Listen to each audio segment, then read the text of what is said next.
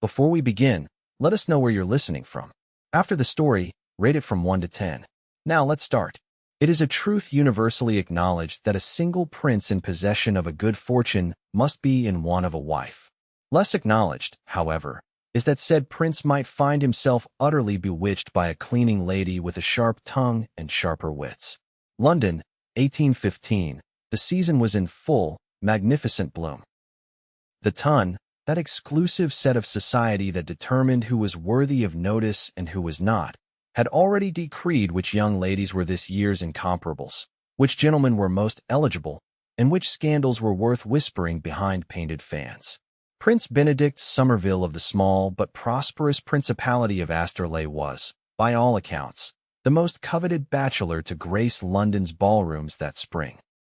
With his tousled chestnut hair, penetrating gray eyes, and a jawline that could cut glass, or so the breathless debutantes claimed, he caused quite the stir whenever he entered a room. "Did you hear?" whispered Lady Featherington to the Countess of Marsden during Lady Worthington's musicale. "Prince Benedict has taken up residence at Grosvenor Square. They say he's seeking an English bride." "Well," replied the Countess, adjusting her enormous feathered turban, "with his fortune, he could have his pick of the litter." Ah, dear reader, if only they knew that the object of the prince's eventual fascination would be neither a diamond of the first water nor even a semi-precious stone in society's crown. Meanwhile, in a modest townhouse in a respectable but decidedly unfashionable part of London, Miss Charlotte Harrington was contemplating the distressing state of her family's finances. "Lottie, dear," her mother sighed, rubbing her temples, "I simply don't know how we shall manage. Your father's investments." Charlotte patted her mother's hand. At 22, she had become the steady rock of the family since her father's passing 3 months prior. "We shall manage, Mama. I've already sent inquiries about a position." Mrs. Harrington nearly fainted. "A position? You cannot mean employment. What would your father say?" "I believe Papa would say that eating is rather more important than pride," Charlotte replied with the practical good sense that had always been her hallmark. Unlike her younger sister Penelope, who had inherited their mother's delicate nerves and romantic notions, Charlotte possessed a clear-eyed view of the world. What Charlotte did not mention to her mother was that she had already secured a position as a cleaning lady at a grand house in Grosvenor Square. The housekeeper had been desperate after several maids had departed suddenly, and Charlotte's references from managing her father's household had been impeccable. And so it came to pass that on a crisp spring morning, Charlotte Harrington, daughter of the late respected, if financially imprudent, merchant Mr. Harrington, donned a simple gray dress, tied on an apron, and presented herself at the servants' entrance of one of London's most imposing townhouses. "You'll be cleaning the East Wing today," Mrs. Winters, the housekeeper, informed her. "His Highness rarely ventures there in the mornings." His Highness. Charlotte had not been informed she would be working in a royal household. But she merely nodded, took up her bucket and brushes, and made her way to the East Wing, determined to do her job well, regardless of whose dust she was removing. Prince Benedict, meanwhile, was having a most disagreeable morning. His secretary had presented him with yet another stack of calling cards from ambitious mamas, 3 invitations to balls where he would undoubtedly be paraded before fortune-hunting debutantes, and a letter from his mother reminding him of his duty to find a suitable princess. "Pembroke," he addressed his valet, "I believe I shall escape to the library in the East Wing. Inform Winters I am not to be disturbed." "Very good, Your Highness," Pembroke replied with a bow. The prince strode through the corridors of his temporary London home, loosening his cravat as he went.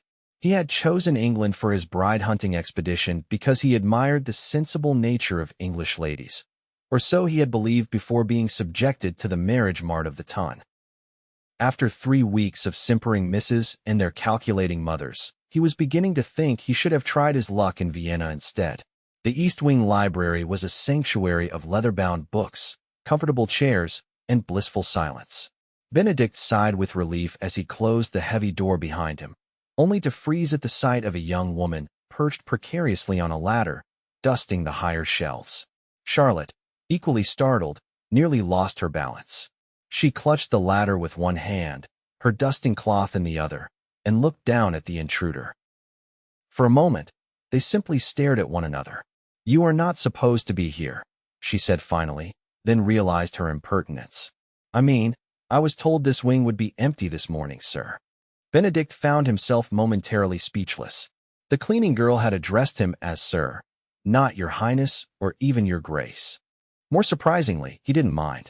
"I am escaping," he said, then wondered why he was explaining himself to a servant. Charlotte raised an eyebrow. "From what, precisely? Creditors? Angry husbands? The law?" A startled laugh escaped him. "From matchmaking mamas and their daughters, actually." "Ah," she nodded sagely, descending the ladder with surprising grace. "A fate worse than debtor's prison, to be sure." Benedict found himself smiling. "Indeed. Though I suspect you have not had the pleasure of Lady Winstanley's company when she is determined to describe every one of her daughter's accomplishments, from watercolors to the pianoforte." "I have not," Charlotte agreed, dropping into a Kirsty that was neither too deep, which would suggest mockery, nor too shallow, which would suggest impertinence. "Though I once had to endure my cousin Hortense's recital of all 43 verses of the Lady of Shalott. I believe that qualifies as comparable suffering." Benedict laughed again, louder this time. When was the last time he had genuinely laughed? He couldn't recall. "I shall leave you to your work, Miss Harrington, sir. Charlotte Harrington. Miss Harrington." He nodded and retreated, but not before noting that her eyes were the precise color of forget-me-nots, and that her mouth, when not pressed into a serious line, had a natural upward tilt that suggested a readiness to smile. Over the next fortnight, Benedict found himself inventing reasons to visit the East Wing during Charlotte's cleaning hours. She, in turn, began to anticipate his visits, though she would never have admitted it, even to herself. Their conversations ranged from literature — she was remarkably well-read for a servant — to politics — she had surprisingly informed opinions — to the ridiculous fashions of the ton. They both agreed that the current vogue for turbans large enough to house small birds was absurd. What Benedict did not know, though our clever readers may have surmised, was that Charlotte was no ordinary cleaning lady. Her father had believed in educating his daughters as thoroughly as any son, and Charlotte had devoured every book in his extensive library. She spoke passable French, played the pianoforte well, and could discuss the corn laws with impressive understanding. What Charlotte did not know was that Benedict was finding her refreshing honesty and lack of artifice increasingly irresistible in a world of calculation and pretense. "You never asked me about my background," he remarked one morning as she polished the library table and he pretended to search for a book. "Would you like me to?" she countered. "I assumed if you wished me to know, you would tell me." "Most people are consumed with curiosity about my title, my fortune, my connection to the royal family of—" "Are they terribly interesting things?" she interrupted, then bit her lip. "Forgive me, that was impertinent." "No," he said slowly. "They are not terribly interesting at all. That's rather the point." The following day, Benedict entered the library with purpose in his stride. Charlotte was arranging fresh flowers, humming softly to herself. "Miss Harrington," he said without preamble, "I find myself in need of honest counsel." She turned, surprised. "I'm merely a cleaning lady, sir." "You are considerably more than that, I think." His gaze was direct. "But it is precisely your position that makes your perspective valuable to me." Charlotte placed the last rose in the vase and wiped her hands on her apron. "How may I be of service?" Benedict crossed to a large wooden chest positioned beneath the window. "I am expected to choose a bride from among London's eligible young ladies." He opened the chest, revealing a dazzling array of jewels, gold coins, and precious objects. "This is but a small portion of what I can offer. Do you think it sufficient to secure a happy match?" The sunlight streaming through the window caught the gems, sending rainbow reflections dancing across Charlotte's face. She stared not at the treasure, but at Benedict, her expression unreadable. "Are you asking if your fortune will attract a bride, or if it will make her happy once she is yours?" she asked finally. Benedict felt his breath catch. "An excellent distinction. Both, I suppose." Charlotte's gaze dropped to the open coffer, then rose again to meet his. "Any number of ladies would marry you for this treasure alone." "As to happiness," she hesitated. "No amount of gold can guarantee that, sir.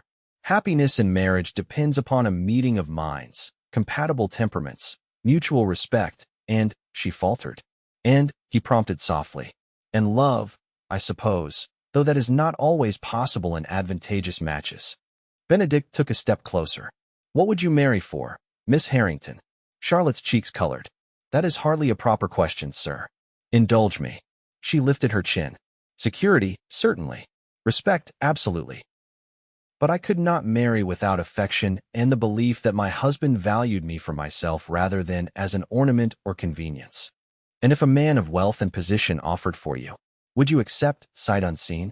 Certainly not, she said, so promptly that Benedict laughed. Even if he laid all his treasure at your feet? He gestured to the coffer. Charlotte's eyes flashed. Sir, if you are attempting to determine whether I am easily impressed by wealth, let me assure you I am not. I have seen enough of both poverty and riches to know that character is the true measure of a person, not the contents of their coffers.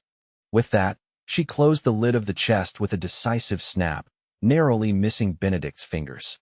Good day, sir, she said with cool dignity, and swept from the room, leaving the prince indeed speechless and more intrigued than ever. That evening, as Benedict dressed for yet another ball, he found himself preoccupied with thoughts of Charlotte Harrington. She had not simpered or flattered. She had not gazed longingly at his treasure.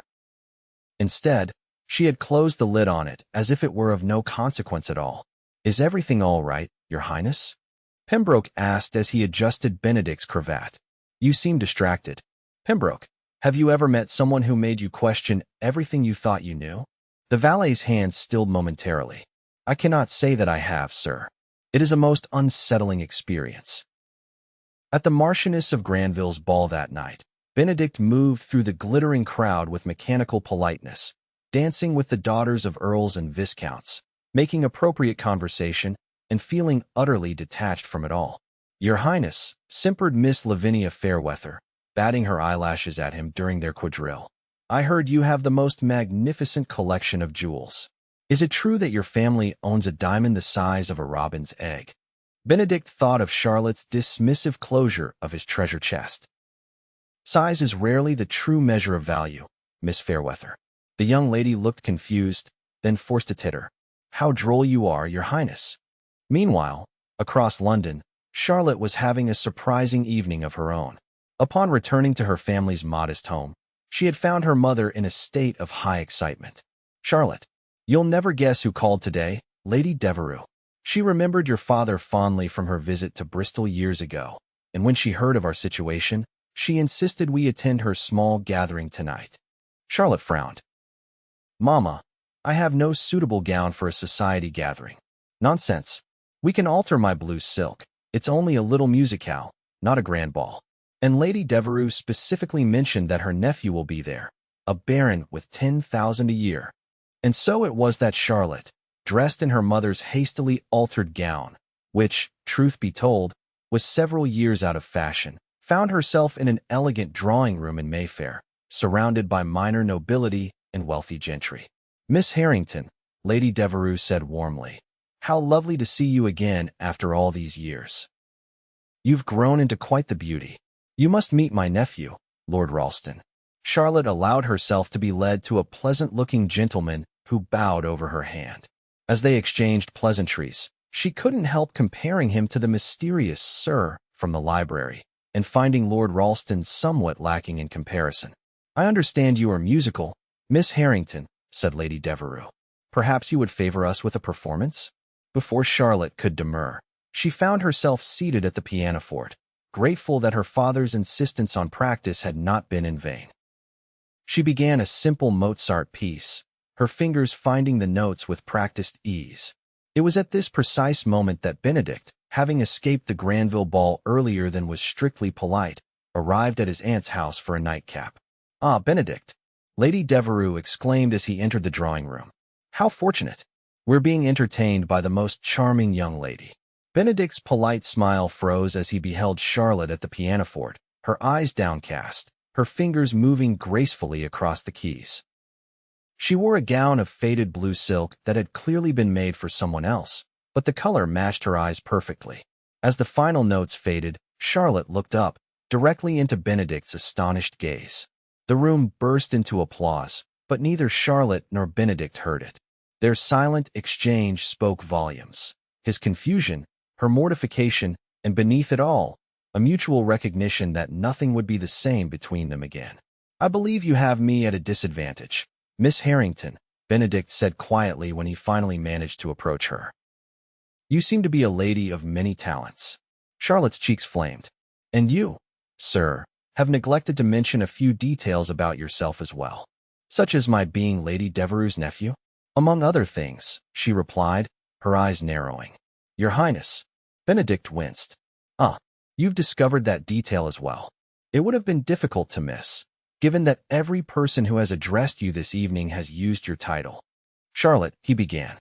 "Miss Harrington, if you please," she corrected stiffly. "Miss Harrington," he amended. "I can explain. There is no need." Our positions were clear from the beginning, though I now realize they were rather different positions than I had understood. "If you'll excuse me, my mother is signaling that it's time for us to depart." Benedict watched helplessly as Charlotte made her farewells and departed with her mother. Only then did his aunt approach him, a speculative gleam in her eye. "I see you've met Miss Harrington," Lady Devereux observed. "Lovely girl. Her father was a merchant of excellent reputation before his unfortunate investments failed. The family has fallen on hard times, I'm afraid." "She's working as a cleaning lady in my household," Benedict said flatly. Lady Devereux's eyebrows shot upward. "Good heavens. I had no idea things were quite so dire. The poor child never mentioned it." "She wouldn't," Benedict murmured. "She has too much pride." The next morning, Charlotte did not appear for work. Mrs. Winters informed Benedict that Miss Harrington had sent word she would not be returning to her position. For 3 days, Benedict prowled his townhouse like a caged lion. He attended no balls, accepted no invitations, and snapped at his valet so viciously that poor Pembroke considered giving notice. On the 4th day, he made a decision. Charlotte was in the small back garden of her family's home, hanging laundry, when a shadow fell across the grass. "I believe you left something behind at my house," said a familiar voice. She turned slowly to find Benedict standing there, looking decidedly unprincely in a simple coat and buckskin breeches. "I don't believe I did," she replied, continuing to pin a pillowcase to the line. "On the contrary." He stepped forward, reaching into his pocket. "You left this." Charlotte expected him to produce some forgotten item, a handkerchief, perhaps, or a hairpin. Instead, he held out an empty hand. "I don't understand," she said, frowning. "You left an impression," he explained, his voice gentle. "You left questions unanswered and conversations unfinished. You left me wondering what it would be like to begin each day with your forthright opinions and end each evening with your smile." Charlotte's hands stilled on the laundry. "Your Highness." "Benedict," he corrected. "Just Benedict to you." "Benedict," she conceded, the name feeling strange and wonderful on her tongue. "You are a prince. I am the daughter of a failed merchant, reduced to domestic service. You are the woman who closed the lid on my treasure as if it were nothing more than a box of pebbles," he countered. "The woman who values character above riches and refuses to be impressed by mere wealth or status. And you are the man who concealed his identity while questioning me about my willingness to marry for money." She shot back, her temper flaring. "I am the man who has never known whether anyone valued me for myself rather than my title and fortune," he replied quietly, "until I met a cleaning lady who treated me like a human being rather than a prize to be won." Charlotte's expression softened marginally. "What do you want from me?" "The chance to court you properly. To see if what began in that library might grow into something worthy of both of us." The ton would be scandalized. Benedict smiled, a slow, sure curving of his lips that made Charlotte's heart beat faster. "The ton thrives on scandal. Besides, I answer to no one but myself, and eventually, I hope, to you. And your royal family? Your duty to marry advantageously. My principality is small but prosperous. It needs a princess with intelligence, integrity, and the courage to speak truth to power far more than it needs another alliance with a jaded aristocratic family." Charlotte bit her lip, considering. "I would not have you resent me when the novelty wears off." "Charlotte Harrington," Benedict said, taking her hands in his, laundry soap and all. "I have spent 3 weeks in London's finest ballrooms, surrounded by the most eligible young ladies in England. Not one of them challenged my thinking, made me laugh, or saw me as clearly as you did in our first 5 minutes of conversation." A smile tugged at the corner of her mouth. "I thought you were a valet escaping his duties. And I thought you were a maid with unusually strong opinions about literature." "I am still that woman, with or without the apron," she warned. "Thank God for that," he replied fervently. "Reader, shall I tell you what happened next? Shall I recount how Charlotte's mother nearly fainted when she found the Prince of Asterley in her back garden? How Lady Devereux declared it the most romantic thing she had ever heard? How the Tun buzzed with speculation about the mysterious Miss Harrington who had captured the elusive prince? Perhaps it is enough to say that 6 weeks later, after a courtship that scandalized society and delighted the gossip sheets, Charlotte Harrington stood before the Archbishop of Canterbury in St.